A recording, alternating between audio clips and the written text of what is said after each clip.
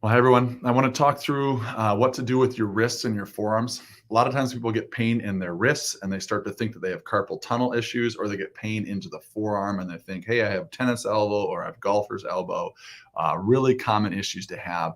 We tend to be very active as people and we do a lot of gripping and grabbing. We use our hands a lot, but we do very little to actually help the muscles in the forearm. And so you have a lot of muscles in the arm and the forearm that move all of your fingers and grip and pull and hold.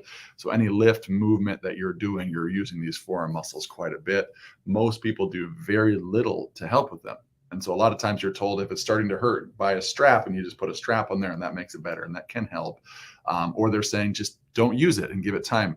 And that can make it less sore. But as soon as you start to use it, the soreness comes right back. And the biggest thing that you see is these muscles are getting used repetitively down here. These muscles are getting used repetitively, and then the muscles start to get tight, and they're not very loose. And then the tendon, there's long tendons that come down into the wrist and then down to the hands, and the tendons get almost no attention. And once they start to get sore, they can get tight and gritty. You can start to develop scar tissue, and it becomes a concern because then you lose range of motion, and it can get really sore into your wrists and your hands. And so I've dealt with this personally with the amount of adjusting I do. I use a lot of my hands, and then you've all seen me with the arthrostem where I'm gripping that gun. So it's a lot of gripping and grip strength. And so my forearms were getting sore to the point where if I wanted to shoot a hoop, I couldn't move my wrist. I couldn't extend it down like you'd want to. It was just that's about all the motion I had. And I was trying to figure out what to do. And a lot of the stuff, the straps and just leaving it alone, that's not actually a real solution. That's just hoping it goes away.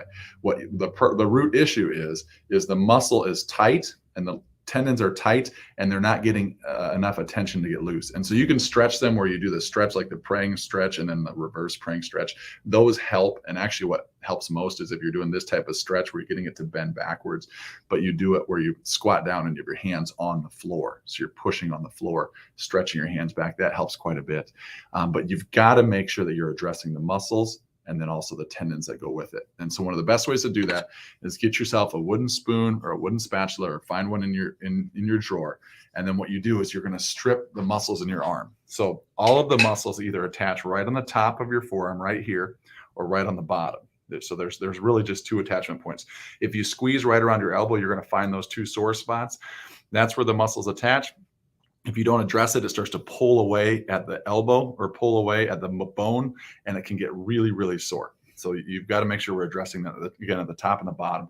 And so one of the best things you can do here is you just take your wooden spoon or your wooden spatula and you just start right up top where it's sore and just work your way down, and you're just stripping the muscle. So you're putting pressure, and you can put as much or as little as you want, and you're just stripping the muscles, and you're getting these muscles to loosen up, and then you're coming all the way down. You're going to work your way from the top. You're going to come all the way down into the wrist, and you can get in on the wrist, and you can really strip these muscles on the wrist down here as well, and on the and just above the wrist. Anything that's sore or tender, sit on it. Okay, so I'm working my forearm. I find that this spot is sore, so I'm going to sit on that one and really work that and work it all the way down. Work as many of the muscles as you can into your forearm and into your arm. Get them to loosen up. You'll usually find towards the thumb along here that this is going to get sore up top here. So sit on those muscles and those tendons. It's going to sound crunchy and gritty. That's okay. That's what needs to be worked out. So a couple minutes a day, that'll start to loosen up. And then you do the same thing on the bottom, and you come towards the inner part of your elbow. If your thumbs are out, the inner part of the elbow is where these muscles attach. Because there's veins here, you don't want to go towards your fingers here. You want to go with the vein, go towards your heart, up towards your elbow. Same type of thing. You're working the arm and the forearm coming towards the elbow here is where you want to go.